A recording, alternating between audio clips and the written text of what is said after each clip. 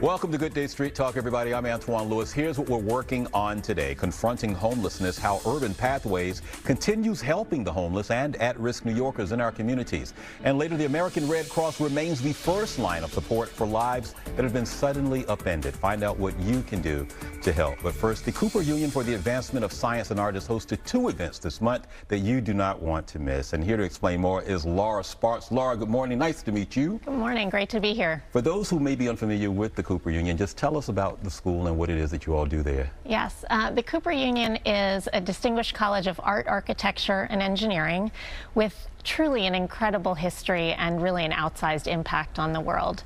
The school was started by an industrialist, an inventor, a philanthropist, Peter Cooper, who was really ahead of his time in so many ways. From the very beginning, the institution has been open to people from all walks of life, regardless of race, gender, religion, socioeconomic status. So from the 1850s, the institution was open to every aspect of the public. The other thing that Peter Cooper did was, in addition to starting a school, was to set up a forum for public discourse and public dialogue, civic organizing. So he opened in 1858 a room called the Great Hall, which to this very day remains a place for influential voices to gather, to contest the issues of the day, to shape the issues of the day. And we continue to steward that legacy through to today. Laura, with such a rich legacy, just talk about preparing the students that come through the school for today, because you all have continued to have to make adjustments and tweaks, and we won't even get into the pandemic, but just talking about, you know, this 21st century, how you all are making sure that they are prepared as they leave you. Yes, well, you know, education is the cornerstone of our society, really. And so we really seek to, in many ways, prepare our students to enter the world as engaged citizens. So they study art, architecture, and engineering at Cooper Union, some of the key pillars to building a healthy society. And we aim to equip them with the tools to really participate in a full and open civic life. We talked about two events that we want to make sure that everyone doesn't miss, and we want to let everyone know that Women's History Month is the month of March. Now, we're going to bring this to you because you just made history by being named the first female president of Cooper Union. They've had 13, correct? Yes, I am the 13th president and indeed the first woman to serve in the role. Thank you. We clap here. Thank you. We clap here. Yeah, well, for me, part of coming to Cooper Union was really its rich history, and I realized early on just how important the Cooper Union has been to really advancing women's rights and women's opportunities. As I said, from the very beginning, the school has been admitting women long before most other institutions were. You know, I think of predating suffrage, technically, if you go back and look at it. That's exactly right. So the Cooper Union was founded essentially on the eve of the Civil War in 1859. And so, you know, rights, civil rights, were such an important part of the day. Peter Cooper, when he founded the Cooper Union, he actually only wanted one word on the building, which was union. And he truly believed that if he could get every governor into the Great Hall, that they would be able to avoid the Civil War. Of course, that didn't happen, and the room became an important way to shape events to come, and women's suffrage was an important part of that. I think of women like Susan B. Anthony, who actually rented an office on the second floor of our building, and she and Elizabeth Cady Stanton would go downstairs to the Great Hall and organize and advocate for a woman's right to vote. I think of someone like Clara Lemlich, who at age 23 in 1909 stood up in the Great Hall and called for a strike. And that strike really helped birth, in many ways, the industrial labor movement. You know, civil and women's rights activists like Bella Abzug, Betty Friedan, and Gloria Steinem. We got a couple of events we want to make sure we get to. Let's start with the very first one on March 18th. Yes. So on March 18th, we are hosting an event called Great Women, live from the Great Hall. And there are really two can't-miss events.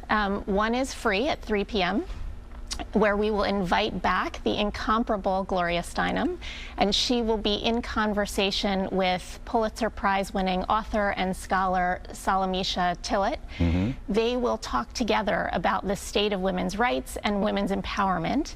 and we will draw from some of the history in the Great Hall, including Gloria Steinem's 1992 speech there, as we really talk about progress that we've made with respect to women's rights and the things that are happening today that really put a lot of that progress at risk.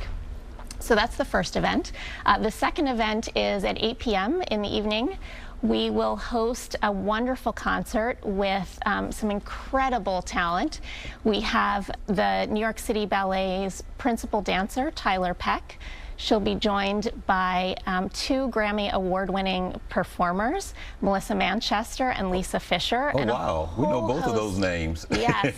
It'll be really a fantastic lineup filled with women celebrating women. So we hope everyone will come join us. You also have the event on the 31st that we want to make sure that we mention as well. We do. We're having an event called Shine On to celebrate International Day of Trans Visibility. We will be featuring the New York City Gay Men's Chorus. The Chorus, for those who may not know, is just a phenomenal organization and has really been a pioneering voice in LGBTQ+ rights. They actually hosted their first public concert the year they were formed in 1980 at the Great Hall, so we're really excited to welcome them back, and they will be joined by Murray Hill and Peppermint to round out the evening. Why is it important to have such an event on the 31st like that, given all of the efforts that are trying to make to ensure that the whole country is all, on the same page and understanding and being tolerant of others? Why is it important, for you all to have that there at the Great Hall? Yeah, we think the event is really important for a few reasons. One, it's an opportunity to celebrate the progress that has been made, but we also recognize that we're at an inflection point. This is a moment where it seems that institutions, public and private, at every turn are eroding those rights. Those rights are at risk, and we want to make sure that this event is celebratory and that it's a call to action. It's a moment to make sure that we're aware of the rights that are at stake and a way to mobilize people to make sure that we protect them. None of this work could be possible without the support of really generous people and institutions, and I want to really acknowledge the Robert David Lyon Gardner Foundation that has really made possible these 2 events on the 18th. What's the website for anyone looking for more information, Laura? Yeah, so go to www.cooper.edu. You can find information about the school and also about all of these events and exhibitions. And speaking of exhibitions, I hope that everyone will come by our building. On the 4th Avenue side of our building, there's an extraordinary installation highlighting women who have spoken from the Great Hall and celebrating their accomplishments and the way that they have helped to move us forward. So 4th Avenue and Cooper Square, stop by and take a look. And again, congratulations, Madam President, on making history yourself. Thank you so much. It's great to be here with you. All right, Laura. Up next, everybody, addressing homelessness with the nonprofit Urban Pathways. We'll talk about that when we return. Welcome back. New York City continues wrestling with the issue of homelessness, and city officials have asked for community partners to step up. Urban Pathways is one of those at the table. Joining us to talk more about this is CEO Frederick Shack. Mr. Shack, nice to meet you this morning. How did you get started, Urban Pathways? Pleasure to be here. So we've been around for 48 years. We started in Midtown Manhattan, West Side, focused primarily on individuals who are living on the streets of the city. Was there a call to action? Did something happen, there? Or was just someone looked around and said, no, we need to do something about this? It was really a response to the needs. There were, a significant number of people living on the streets of the city. Organizations got together thinking that we can provide some services to address that problem in partnership with the city. Tell us about some of the steps that you all have done in such a long and rich history. So we've been focusing primarily on unhoused individuals, single adults. So the folks that you see as you travel through the city in public spaces, we provide a number of services. So we do outreach. We have workers who are responsible for working to engage those individuals where they are on the streets of the city. We operate a drop-in center, which is a non-residential facility that provides individuals who are living on the street an opportunity to come indoors. They can get meals, they can get medical attention, they can get showers and clothing, but the primary objective is to try to get them to accept services that will move them into permanent housing and off the street. About 10, 15 years ago, I began to provide an alternative model to shelters, referred to as the safe haven model, and you'll hear the mayor talk a lot about that. They've actually rolled out a number of units to date, and they have another 1,400 units in development, or at least in terms of the mayor's plan, to put another 1,400 units of safe haven beds on the street. What it does is it provides individuals who are chronically homeless with an opportunity to come indoors without any preconditions. We basically approach people who are out there. We say to them, you can come indoors. You don't have to commit to your sobriety or your mental health treatment as a precondition of coming indoors or as a condition of staying indoors. What we've learned as a result of doing that is that it's almost impossible to begin your process of recovery when you're concerned about your very survival. So if we can take that off the table, bring you indoors, provide you with a safe place. They're small facilities, either a shared unit or a single unit where you have a key and come and go as you please. What we found is that in a very short period of time, once those individuals are indoors, it's a lot easier to engage them in mental health treatment if that's what they need, or in substance abuse treatment if they need that. Mr. Shack, we have a lot to unpack here with this issue because of the attention it deserves. First and foremost, is it tough when the city's policies about everyone has an approach to addressing it? The city's approach is different from the state's approach, is different from the community partners. Now that you're at the table and shouldering with officials, how do you adjust your approach to what you're hearing as far as officials are saying this is the way to go? Is it tough to do that, to make the adjustments? So we don't adjust to the city or the state's approach. We understand what works. So we've been trying to move the system into a direction with some success. And there are a lot of other partners that are involved in this. So it's not just Urban Pathways. But we identified years ago that there were 5,000 plus people on the street, that New York City has a right to shelter. So these are folks who were opting not to come into shelter. We asked ourselves why, and we recognized that what the city was offering was the traditional shelter, 200 beds and dormitory style, and these folks could not tolerate that. So we offer the safe haven model. We've been working very hard to expand the supportive housing, permanent supportive housing model, which is the option that becomes available for individuals where they get their own apartment. There are services available for them where they live, so that those individuals who are currently chronically unhoused can have a permanent place to stay. And so what we find is that, as I said, the mayor is looking at another 1,400 units of safe havens. They're looking at another 8,000 units of supportive housing. So we know what works. We know what can help to address this problem for single adults. And we've been trying to move both government, city, state, and the federal government in that direction. And it's slowly but surely moving in that direction. Mr. Shack, it's tough to get people to accept a service, I mean, whether it's the pride factor, whether there's other things going on. How do you all address that, trying to say, no, we want you to come in off the street, we can deal with your sobriety or lack thereof or whatever that situation is, but isn't it tough just to try to get someone to accept, we're offering a hand? Not if you listen to what they're asking for. So we try to be really responsive. It's a housing first model. We basically approach our clients on the street and we say to them, what can we do for you today? And if they say what they want is, and most of them are saying, what I want is a place that I can control, a place of my own where I have some autonomy. And we work really hard to make sure that we can make that available to them. Tell us about the Just Pay campaign. Critically important. While we can continue to build out these models only work because of the people that we hire to do this really important work. Unfortunately, the individuals who work in the nonprofit sector, whether in the housing area or in adult services or child welfare, are grossly underpaid. Our employees make about 30% less than someone doing the very same job working directly for the state or the city. That can be about $20,000 difference. About two-thirds of our employees are eligible for public benefits like SNAP.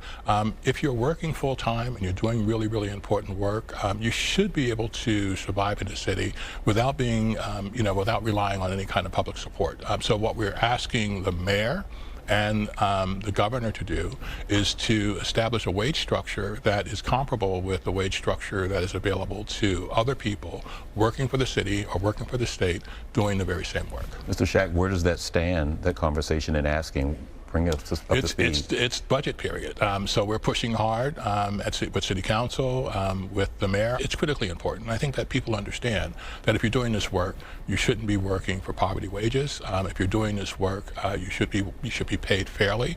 And it's also a racial equity question because most of the people who are doing this work are women and people of color. I hope that it falls receptive, on those ears when you meet with Albany officials, because if everyone is sounding the alarm, it's all hands on on deck, then the hands have got to have the tools to do the work that needs to be done. Absolutely. What's going on April 26th? April 26th is our annual gala. It's our central fundraiser where we bring our friends and our supporters together to celebrate the work over the last year and to honestly raise some money that we desperately need to fill some of the funding gaps that exist in doing this really important work. Are you selling tickets for that, or is it a private only? We're all comers. If you're interested in attending, you can go to our website. It's www.urbanpathways.org. There's all information there about our gala, and we welcome corporate support and individuals who are interested in supporting the work. We do absolutely wish you the best as you continue to do that, because it takes a whole lot of dedication, and selflessness, to do the work that you're doing. So we applaud you, very much, Frederick Shack, for what you and your colleagues there are doing. Thank you. And we wish you well with those conversations with city and state officials. Appreciate it. All right, stay right there. Up next, with the uptick in local disasters, the American Red Cross always there to support those who've been impacted. Find out what you can do when we come back. Welcome back. When disaster strikes, the American Red Cross remains the first line of assistance for those impacted, and sometimes it's balancing multiple crises all at once. Mary Barnaby is the regional CEO of the American Red Cross in Greater New York. Good morning, Ms. Barnaby. Nice to meet you. Good morning, Antwan. Love your color. Thank you. Red Cross Red. Yes, ma'am. For all who may be unfamiliar with it, you've been busy. We'll get into that in a second. But just how many years has it been just for the regional New York chapter now? Oh my gosh. Well, the American Red Cross has been around. In March is our 142nd anniversary. Wow. So the New York chapter has been around for several centuries. Yes, ma'am. And really has been a big focal part of New York ever since, working closely with our first responders. We've seen an uptick. Let's just get right to one of the problems that has been confronting our area, lithium ion batteries, and the devastating effects that it has been having on families, on communities. Just your role, the American Red Cross and the Greater New York chapter's role in that. You all have been quite busy. We really have been quite busy, and we've seen that the lithium batteries, the faulty lithium batteries, have really caused more fires in that area than we've seen, heretofore in the past. And our role is to come out when our partners at the fire department call us to come in and to work with the families who are affected by those terrible tragedies. But there's work that can be done and education that can be done for folks, knowing that they should have reputable batteries, knowing that they should store them carefully, knowing that they should take whatever steps they need to be safe using these batteries for their scooters or electric bikes. So it's an educational process, and we're there along with our friends again at the fire department to make sure that when disaster does strike, that we can help those folks to get back on their feet. We know that city officials, city council in particular, are trying to find, legislative, legal steps to offer protections, I guess, if you will, to keep the community safe just because of how rampant, it's been in the last couple of years. I don't know if you all have been part of any of those conversations, if you had to speak at any of the... Well, we are, like I said, we are working very closely with our partners. I know the fire department FDNY has great information on their website. Mm-hmm. We are doing in our education programs when we go out and install free smoke detectors, for example, in people's homes. Part of the fire education is fire safety around things like storage of batteries, like keeping their homes safe, what they do when there is a fire, where they go, how they meet the family, in a safe place. Just trying to provide that education beforehand, so that if a disaster does strike or a fire does take place, people know what to do. March is Red Cross Month, is it not? It is. March is Red Cross Month, but of course we're on the scene 24/7, 365 days a year. Yes, so ma'am, you are. It doesn't stop in March. Multiple scenes during that time. Just tell us about some of the things in acknowledging the month of March as Red Cross Month. Well, one of the most important things is acknowledging that our mission hasn't changed in 142 years. We're there to really alleviate human suffering because we have an incredible force of volunteers who are out there in the Greater New York area, in the whole metropolitan area, who are there on the scene to work during situations where people need our help.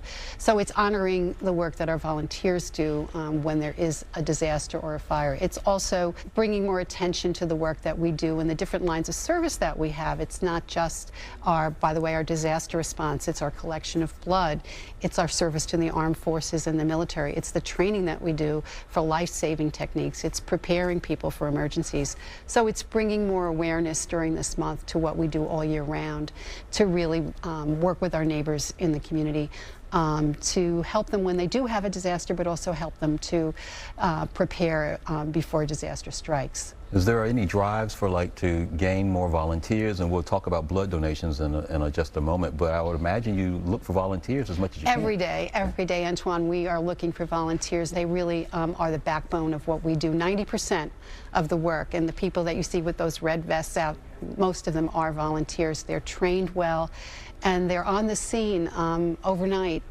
7 days a week. We also send our own volunteers from this area out to disasters around the country. We just had people down in Florida for Hurricane Ian, or out in the West for the wildfires.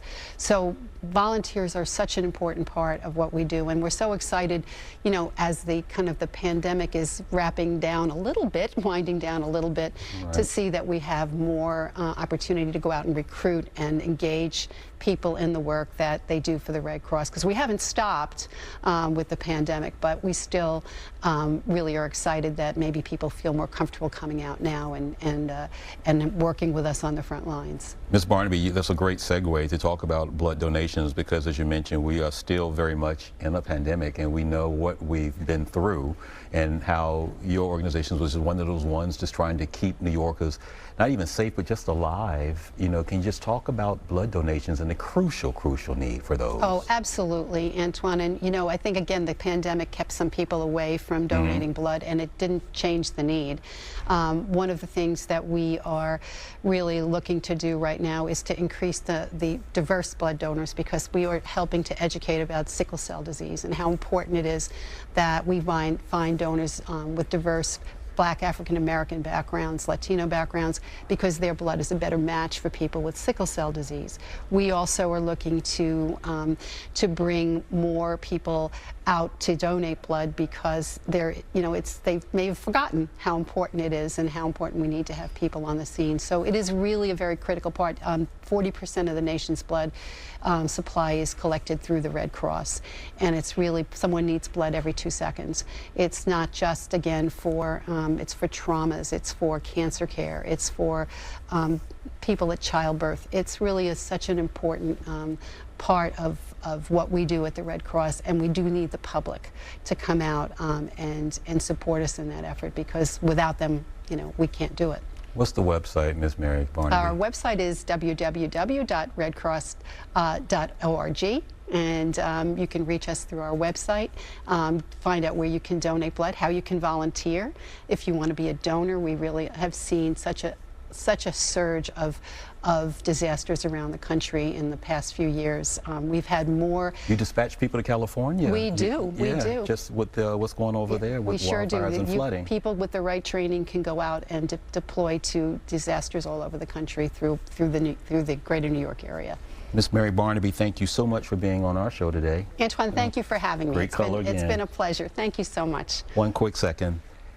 Before we go, we want to take a minute to remember a longtime member of our Fox 5 family. We just lost engineer, cameraman, rebel-rouser Mike Moretti, who unexpectedly passed away last week.